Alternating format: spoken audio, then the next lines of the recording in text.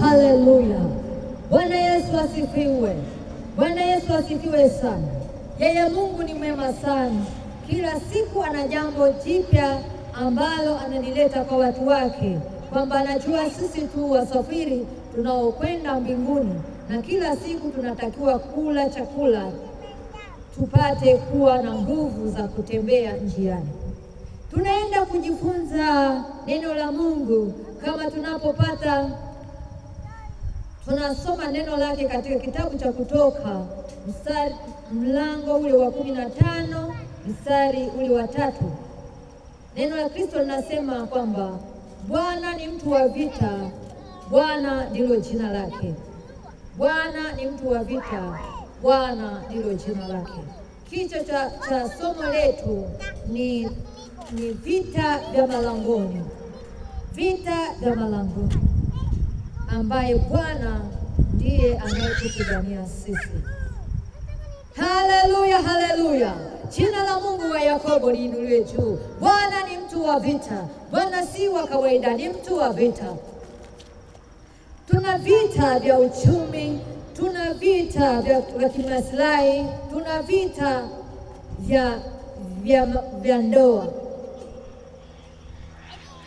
Nikisema hivyo ina maana kuna vita vya namna hiyo. Amen, haleluya. Jina la Mungu wa Yakobo liinuliwe juu. Tunapenda kuona, tutaanza kuongelea kwa habari ya vita vya uchumi. Vita vya uchumi ni kwamba kuna malango mahali ambapo tunatakiwa, kila mtu anatakiwa apite aweze kutoka kiuchumi, na kwenye hilo lango kuna mapambano.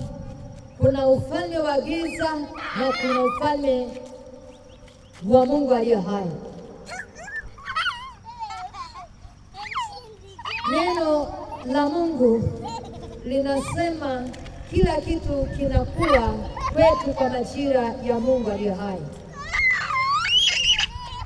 Jambo la kwanza ambalo unatakiwa kufahamu, mtu wa Mungu, mahali popote utakapokuwepo, kwenye lango la aina yoyote, tukianza kuzungumzia lango la uchumi, unapokuwa ni kwamba ni majira yako ya kutoka kiuchumi, kunakuwa si jambo rahisi.